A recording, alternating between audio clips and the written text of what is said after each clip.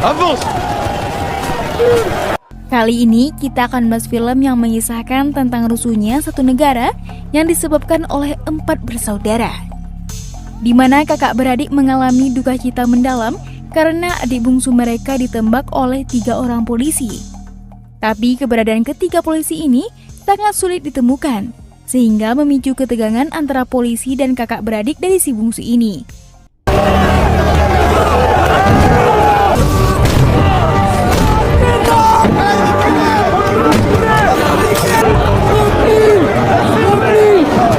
Kakak kedua yang bernama Abdel merupakan kapten angkatan darat yang harus bertanggung jawab atas kematian adik bungsunya. Apalagi sang adik merupakan salah satu anggota di kesatuannya. Sehingga sudah semestinya si adik bungsu berada di bawah perlindungan Abdel. Meski diselimuti rasa bersalah, Abdel memilih mengikhlaskan kepergian sang adik dan menyerahkan investigasi pada pihak kepolisian. Je demande solennellement à la justice. Berbeda dengan kakak ketiganya yang bernama Temon, yang merupakan seorang anarki. Ia tidak terima dan memilih dendam kesumat pada kepolisian yang tidak bisa bertindak tegas pada anggotanya yang telah membunuh sang adik. Tanpa sepengetahuan Abdel, ia mengajak kaum anarki lainnya untuk menghabisi para polisi, baik itu yang bersalah maupun tidak. Allez chercher les hommes là! Allez chercher les hommes! Vas-y, prenez tout! Même les casques! Prends tout! Il est là-bas! Viens, je te dis! Perbuatan sang adik yang kekanak-kanakan ini membuat Abdel kecewa parah. Ia berusaha menghentikan Temon, namun Abdel terhalang oleh ribuan pasukan Temon yang menerobos masuk ke dalam kantor polisi. Tidak butuh waktu lama, Temon dan pasukannya berhasil memporak-porandakan gedung dan mencuri semua perlengkapan polisi.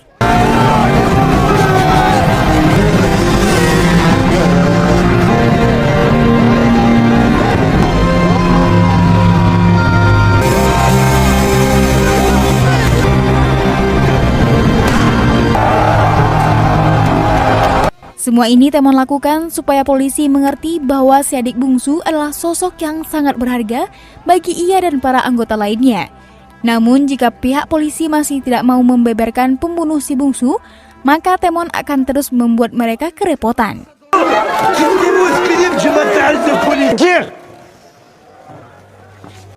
Temon lalu lanjut memasuki gedung apartemen Athena, di mana ribuan pasukannya sudah berjaga. Langsung saja ia memberi komando agar semua anak buahnya bersiap-siap sebab satuan polisi anti teroris akan segera mengepung gudang ini.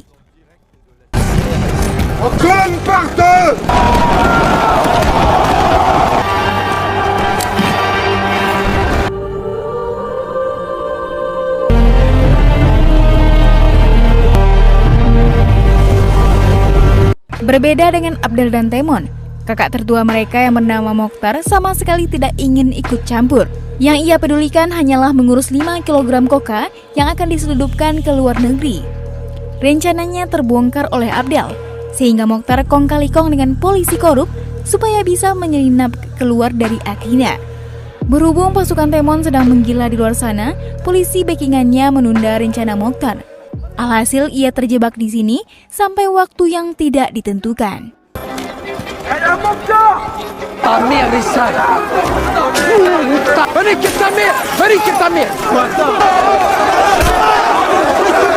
Sementara Mokhtar sibuk memikirkan cara untuk kabur, keadaan di luar sana semakin brutal sebab pihak Temon dan polisi sama-sama tidak mau mengalah.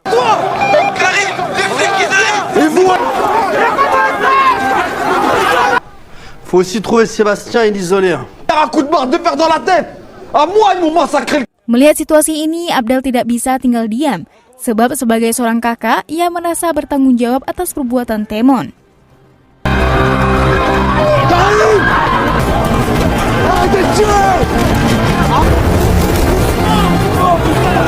Abdel segera meminta bantuan temannya untuk mencari ahli bom yang sangat terkenal di area ini. Kalau sampai pihak Temon menemukannya, maka situasi akan semakin kacau. Sementara itu, ia akan mencari Temon untuk menggeprek kepalanya nanti. Tapi begitu selesai mencari ke seluruh penjuru gedung, Abdel tidak kunjung melihat batang hidung adiknya itu.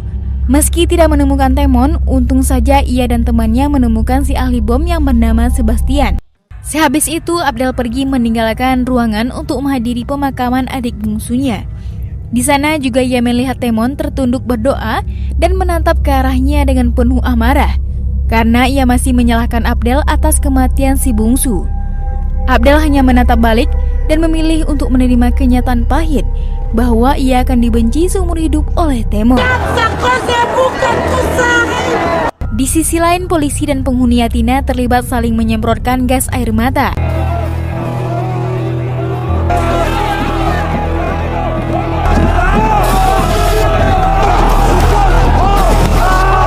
Temon yang berada di atas gedung menyuruh pasukannya untuk menjatuhkan loker ke arah polisi berkumpul untuk membuat mereka bubar.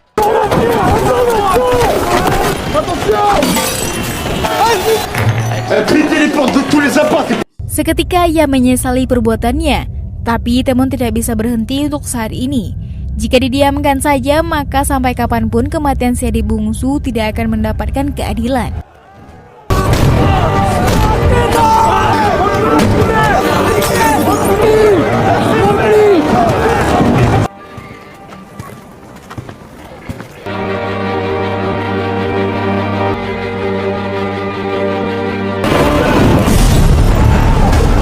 Ledakan molotov yang dahsyat menyebabkan para polisi berpencar, sehingga salah satu anggota polisi yang bernama Jerome terpisah dengan teman-temannya.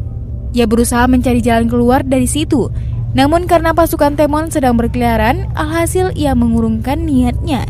Supaya aman, Jerome pun kemudian mengganti bajunya agar terlihat seperti penghuni Athena. Sayangnya penyamaran ini tidak mampu mengecoh Temon dan para pasukannya, sehingga ia akhirnya tertangkap. Je te fume, tonton. Ça fait 4 ans qu'on est coincé ici. Alors, continue à faire le malin. Abdel diminta oleh ketua polisi untuk memberitahu lokasi penyanderaan Jerome. Akan tetapi, ia tidak boleh ikut terjun ke sana, sebab sang ketua akan menggerakkan tim polisi untuk menyelamatkan Jerome. Abdel merasa kalau tindakan si ketua ini tidak akan membuat situasi berubah jadi lebih baik. Alhasil ia nekat menerobos barikade polisi untuk mencari Temon.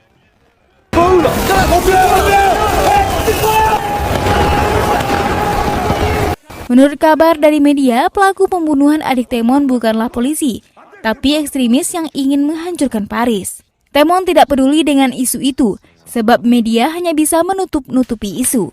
Dengan berat hati, ia memohon pada adiknya supaya menyerahkan diri, sebab kerusuhan ini tidak akan membuahkan hasil. Ditambah lagi, Abdel juga bilang bahwa ibu mereka akan sangat bersedih jika mengetahui Temon adalah dalang di balik kerusuhan ini. C'est que je te connais même pas. Moi aussi j'aurais préféré. Rupanya nasihat Abdel tidak bisa dicerna oleh otak Temon, sehingga Abdel yang merasa lobiannya sia-sia memilih untuk segera kabur bersama Jerome. Begitu mereka keluar, polisi langsung menembak Jerome, sebab ia tidak mengenakan baju tempurnya. Abdel pun tidak bisa segera membawanya keluar dari Athena, sehingga ia memilih untuk pergi ke rumah Mokhtar. Untung saja Mokhtar membukakan pintu sebelum keduanya dihabisi para polisi. Ketika Mokhtar melihat adiknya membawa seorang polisi, ia langsung mau mengusirnya. Namun Abdel menunjuknya dengan bilang bahwa lebih baik mereka menjadi pahlawan yang telah menyelamatkan polisi daripada dipenjara gara-gara bikin rusuh. On va sortir de là, t'inquiète pas. Ramène-moi le condé là. Tapi tiba-tiba saja dari luar terdengar suara Temon yang memaksa Abdel untuk menyerahkan Jerome. Ia juga mengancam akan melemparkan molotov jika Abdel tidak menuruti keinginannya. Le condé ou je vous le fais, je t'ai dit. Éteins ça, Karim. Oh, tu fais quoi là? Oh, tu fais quoi? C'est trop tard, Karim. Bouge d'ici. Arrête. À 3, je vais le lancer. Dan ketika mau melemparkan molotovnya, tiba-tiba ada yang menembak Temon. Api dari molotov tersebut otomatis membuatnya terbakar sampai hangus.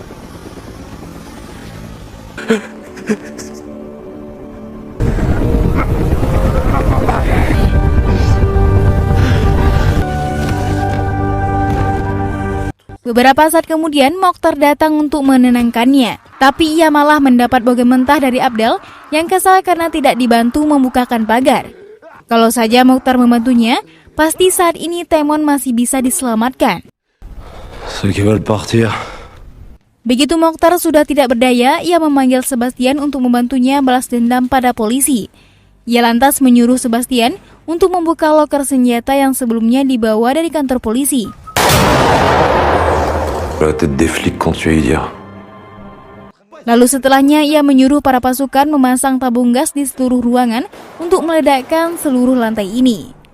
Di saat yang sama, Abdel mendatangi Jerome dan ketika semua tabung sudah terpasang, ia mengevakuasi seluruh penghuni Athena yang masih bersikeras tidak mau pergi.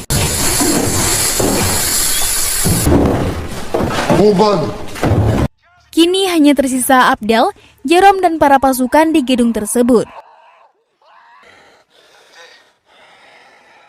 Beberapa saat kemudian, para pasukan Temon akhirnya ambruk sebab para polisi telah berhasil meringkus mereka. Jerome yang tidak memakai atribut tidak dikenali oleh polisi, sehingga ia turut dikumpulkan bersama para pasukan Temon untuk diminta pertanggungjawabannya. Pada akhirnya, Abdel tidak bisa membalaskan dendam siapapun, ditambah lagi ia tidak sanggup menghadap sang ibu. Alhasil di saat gedung Athena telah kosong, ia diam di sana seorang diri sambil merenung sebelum akhirnya memutuskan lockout dari dunia yang keji. Dan film pun berakhir.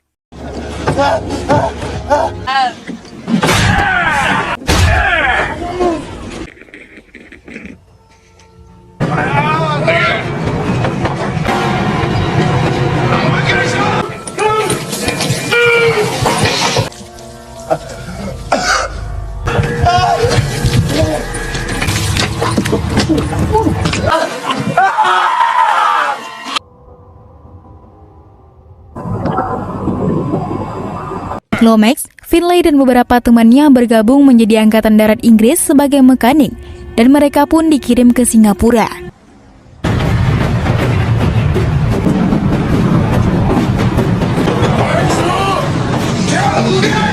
Jepang kemudian datang menginvasi negara-negara Asia Pasifik yang salah satunya adalah Singapura, membuat Jepang mengambil alih kekuasaan terhadap negara-negara koloni dari Inggris.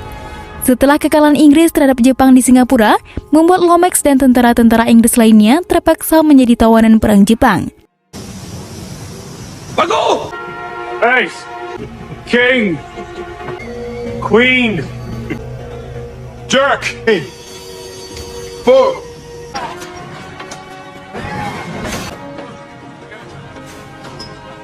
Dari kamp di Changi, Singapura, mereka dibawa ke Kanchanaburi, Thailand, dengan dimasukkan ke dalam kereta api secara berdesak-desakan, serta minim ventilasi udara.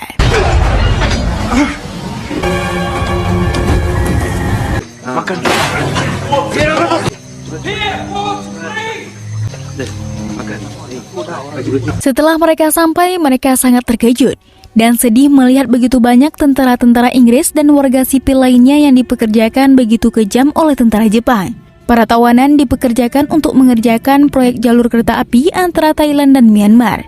Namun Lomax dan beberapa teman lainnya cukup beruntung karena posisinya sebagai mekanik membuat ia ditugaskan untuk membantu tentara-tentara Jepang dalam merakit mesin kereta api, hingga ia tidak mendapatkan pekerjaan berat seperti tawanan lainnya.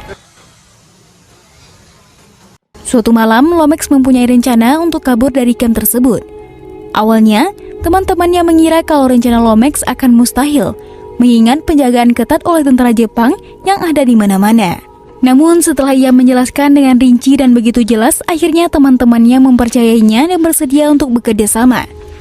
Lomax dan teman-temannya kemudian berencana memperbaiki radio yang mereka bawa sebelumnya dari Singapura. Mereka pun mengumpulkan komponen-komponen alat untuk membuat radio, dengan mengambil peralatan milik tentara Jepang secara sembunyi-sembunyi.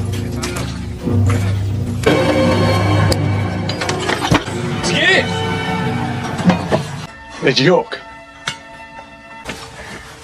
Major?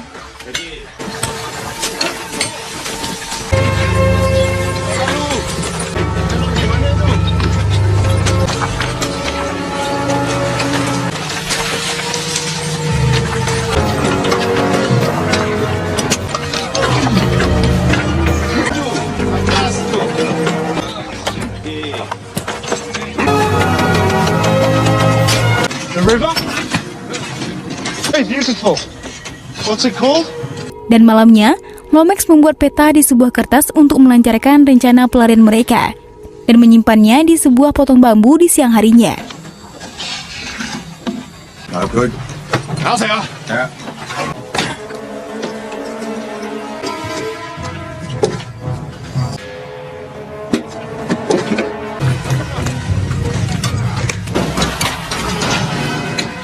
Karena perencanaannya matang, komponen-komponen pembuat radio pun akhirnya berhasil terkumpul.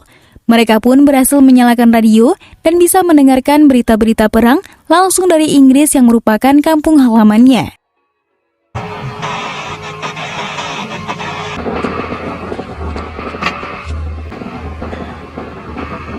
Yang mana saat itu diberitakan kalau Jepang dan sekutunya Jerman telah menerima banyak kekalahan dari negara-negara musuhnya. Salah satunya adalah Inggris. Lomax pun memberitahukan kabar-kabar tersebut kepada tawanan lainnya yang bekerja di jalur kereta api secara sembunyi-sembunyi dari tentara Jepang, agar mereka bisa semangat serta bisa sedikit lebih bersabar bahwasanya perang kemungkinan besar akan segera berakhir. Di suatu hari, radio rakitan mereka pun ditemukan oleh tentara Jepang, dan ketika Lomax mencari peta yang ia sembunyikan, ternyata sudah tidak ada di tempatnya. Dan pagi hari itu juga tentara Jepang mengumpulkan semua tawanan yang bekerja di bagian teknisi mesin untuk menanyakan siapa pelakunya. Namun karena tidak ada yang mengakuinya, pasukan Kompetai pun didatangkan. Buat kalian yang belum tahu, pasukan Kompetai merupakan polisi tentara Jepang yang identik dengan kekerasan, kekejaman dan kebrutalan dalam menghukum tawanan yang dianggap ancaman oleh mereka. Melihat teman yang terus-menerus dipukuli, Lomax pun memberanikan diri mengakui perbuatannya, hingga membuat Lomax mendapatkan pukulan bertubi-tubi dari tentara Jepang di depan teman-temannya dan tawanan lainnya, hingga tak sadarkan diri.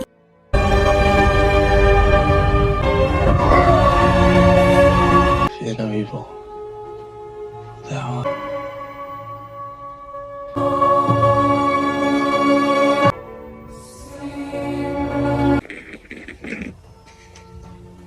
Setelah Lomax tersadar, datanglah seorang tentara Kompetai sekaligus penerjemah bahasa Inggris untuk tentara-tentara Jepang yang bernama Nagase. Nagase mengatakan kalau ia tidak segan untuk menyiksa Lomax sampai mati jikalau Lomax tidak mengatakan informasi apa saja yang telah ia dapatkan dari radio yang sudah ia rakit tersebut. Lomax pun tidak mau mengatakannya karena bisa mengancam keselamatan tawanan lainnya. Lomax pun kemudian dipaksa lari dengan tangan yang diikat dari mobil dengan kondisi tubuhnya yang sangat lemah.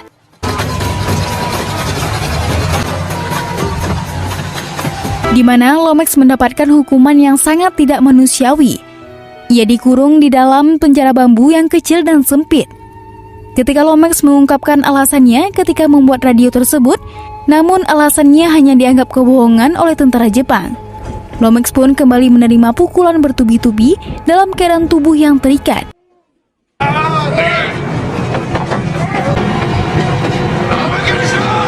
Dan tidak hanya sampai di sana, wajah Lomax pun disiram dengan air selang berkali-kali.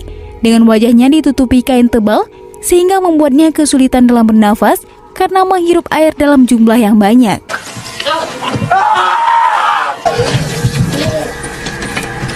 Hingga akhirnya perang pun berakhir, dan penderitaan Lomax pun selama 2 minggu juga ikut berakhir. Para tentara Inggris pun berdatangan ke lokasi camp untuk menyelamatkan para tawanan dan membunuh satu persatu tentara Jepang dengan ditembak mati. Namun Nagase berhasil selamat karena ia mengaku hanya sebagai penerjemah, bukan sebagai seorang tentara ataupun pasukan Kompetai. Nagase mengakui hidupnya juga terus-menerus dihantui rasa penyesalan di sepanjang hidupnya. Eric Lomax tutup usia di umur 93 tahun pada tanggal 8 Oktober 2012. Dan Takashi Nagase meninggal pada 21 Juni 2011 di usia yang sama dengan Lomax, yaitu 93 tahun. Dan film pun berakhir.